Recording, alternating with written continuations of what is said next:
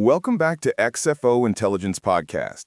I'm here with my co-host today to discuss a groundbreaking new approach to family wealth governance that's been making waves in the industry. This comes from some fascinating research by Brendan Wong at XFO Intelligence, published just today actually, October 10th, 2025. That's right. And what caught my attention immediately was the title, The Adaptive Family, a new approach to sustaining wealth and harmony across generations. This isn't just another governance framework.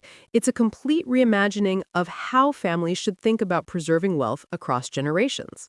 Exactly. The research starts with a really striking insight from Dr. Adrian Cheng, chairman of Hong Kong Academy for Wealth Legacy. He identified what he calls the critical weakness threatening Asian family wealth, and I think this applies globally, the lack of integrated governance frameworks that balance competing interests. Which leads to internal division and erosion of shared purpose. We've all seen this story play out countless times. Successful first generation builds wealth, second generation maintains it, third generation loses it. But what's different about this approach is that it doesn't try to create rigid structures to prevent the cycle. Right, and that's the key breakthrough here. Most families approach governance like architects designing a permanent building, fixed rules, predetermined roles, static processes.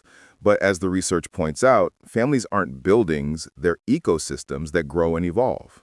The methodology they're using here is something called deep augmented thinking, and it's yielding some really counterintuitive insights.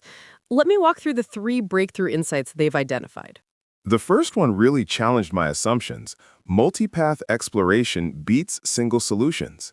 Instead of betting everything on one governance model, successful families test multiple approaches simultaneously. Think about it like this. You might have one team trying consensus-based decision-making, another testing a representative model, and a third using expertise-driven methods. After a set period, you see which delivers the best combination of speed, satisfaction, and outcomes.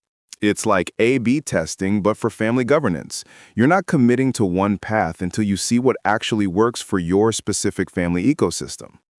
The second insight is equally fascinating. Let action create alignment, not just agreement. Traditional governance seeks harmony through endless discussion and compromise, but alignment often emerges more powerfully from shared action. This is where it gets really practical. When a family initiative demonstrates value, whether in wealth preservation, conflict resolution, or developing the next generation, you amplify its visibility and make it easier for others to join. Successful practices spread naturally, while less effective ones fade without confrontation. And the third insight might be the most important. Design for productive tension, not perfect harmony. The goal isn't to eliminate conflict, but to harness it constructively. This really resonates with me. How many families have we seen try to avoid all conflict, only for it to explode later? This approach says monitor tension levels, use conflicts as signals for where governance needs to evolve, and create designated spaces for working through disagreements. The implementation framework they propose is elegant in its simplicity. Start with exploration, map your family's unique ecosystem, establish baseline metrics, launch small experiments. Then reinforce emerging patterns that are gaining organic traction. What I love about this is the emphasis on organic development. You're not forcing a predetermined structure on your family. You're discovering what naturally works and amplifying it. The research also identifies 4 critical thresholds that signal system health. Trust density needs to be above 65% for true cohesion. Decision velocity needs to balance deliberation with action. Values alignment needs to maintain above 42% for collective action capability.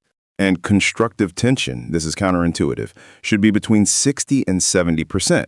That indicates productive engagement rather than destructive conflict. What strikes me most about this approach is that it transforms family governance from a static document into a living practice. The most successful families aren't those with flawless blueprints, but those who've mastered evolving together while staying true to their core identity. And that's the real legacy. Not just the wealth they preserve, but the adaptive capacity they build in each generation to steward that wealth with wisdom and purpose. This research represents a significant evolution in thinking about family wealth governance, and honestly, we're just scratching the surface here today. The full methodology and implementation details are much more comprehensive than what we can cover in our time together. Absolutely. If you're working with a family office, managing family wealth, or part of a multi-generational family business, this research could be transformative for your approach to governance. For our listeners who want to dive deeper into this methodology and see how deep augmented thinking can be applied to their specific family governance challenges, we encourage you to reach out to XFO Intelligence directly via email.